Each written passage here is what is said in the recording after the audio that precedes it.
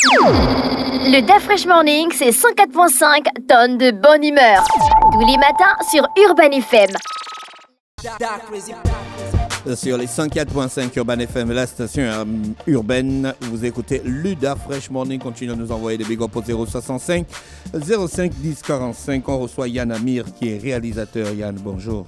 Bonjour Dafresh, bonjour RR. Bonjour Yann. Non, RR c'est Jean-Paul, frère. Là, tu viens chercher les problèmes. Tu viens chercher les problèmes le matin comme ça. Yann, le festival 22 minutes, on en a parlé il y a encore quelques jours. On a passé la rediffusion de ta première sortie ici. Et là, tu reviens pour nous parler de ce festival encore, les 22 minutes, donc du 5 au 8 juin, c'est ça? C'est ça. Vous êtes à quel niveau déjà? Parce qu'il y avait des sessions préliminaires, non? C'est ça, on a fait des sessions préliminaires, on a fait un système d'accompagnement.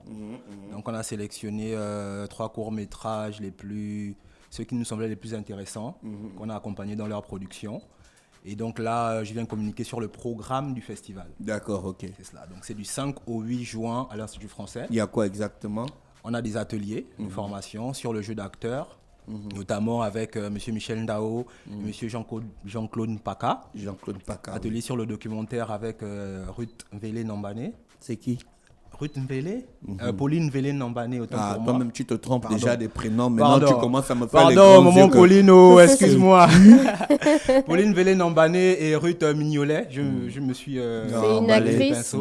Pauline Mvele Nambane, c'est une réalisatrice documentaire Ouais. qui a déjà été primée à de nombreuses fois. Avec quel documentaire que tu peux nous citer, par exemple? Parce que moi, je suis fan de documentaires. Son dernier documentaire, justement, qu'on a passé au précédent festival, qui s'appelle Chez Francis, qui parle de la vie d'un coiffeur. Ah, d'accord. Voilà. Okay.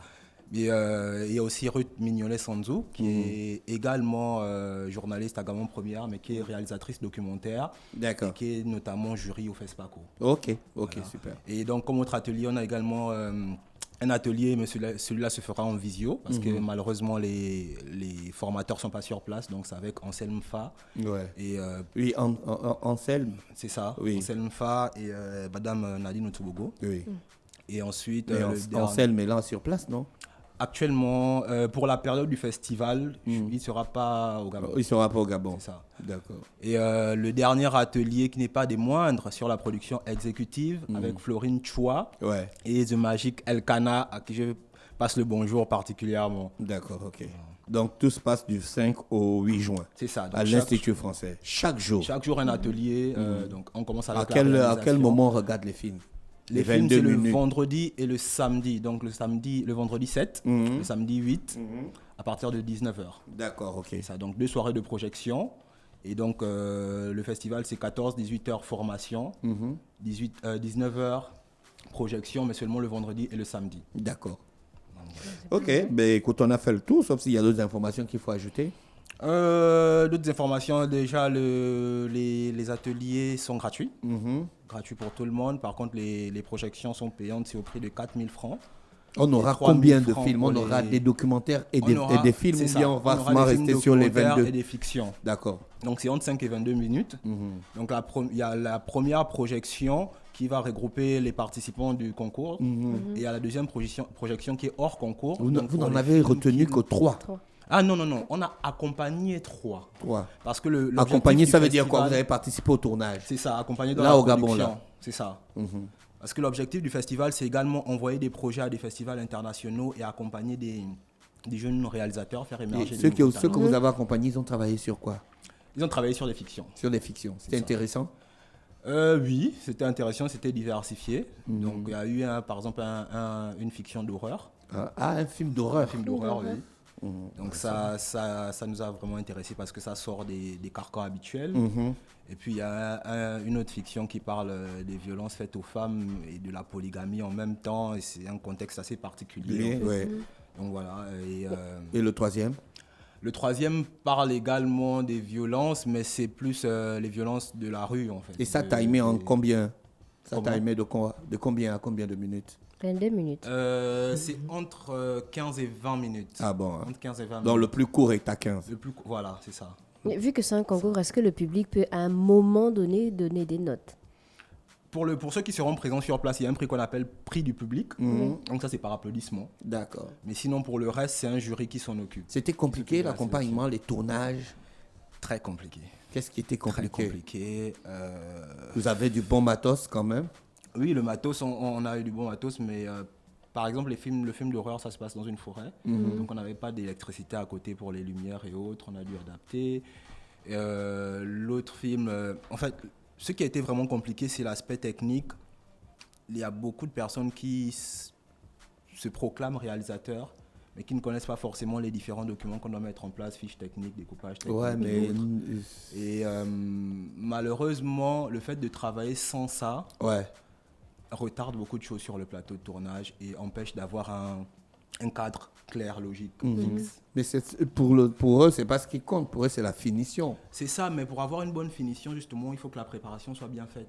C'est 80% de préparation, en vérité. Parce qu'il faut que les techniciens sachent si c'est de jour, si c'est de nuit, si c'est intérieur, extérieur.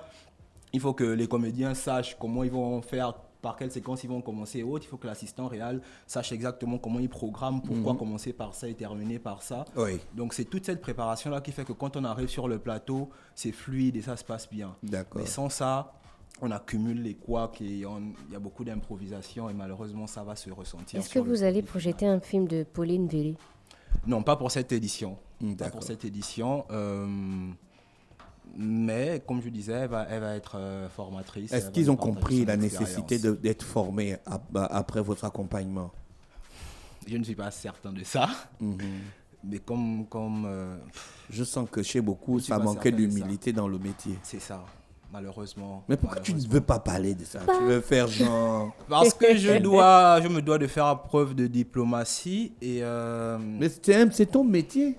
bien sûr, mais c'est l'écosystème qui est comme ça.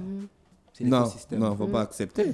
Quand tu es un professionnel, tu n'acceptes pas, tu fais partie de l'écosystème. Bien sûr. Tu as quand même la vision, tu as quand même l'ambition de voir le film gabonais en avant-première de la culture africaine. Clairement, mais maintenant le festival, c'est pour que chacun essaie de tirer son épingle du jeu.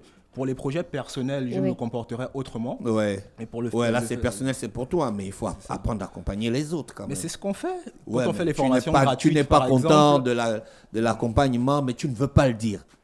je ne suis pas. C'est pas que je suis pas content de l'accompagnement. Je suis pas content de. Tu n'es pas totalement satisfait. C'est ça. Je suis pas totalement satisfait. Mais je pense que ça va s'améliorer au fur et à mesure. Et les formations justement aident à ça. Oui. Parce que malheureusement, il y a beaucoup qui se lancent dans le cinéma, mais qui ne sont pas forcément formés. Pour le C'est ce qui est festival dommage. 22 minutes, est-ce qu'à un moment vous avez ou bien vous comptez travailler avec Abbé Solo, Jérémy Chua?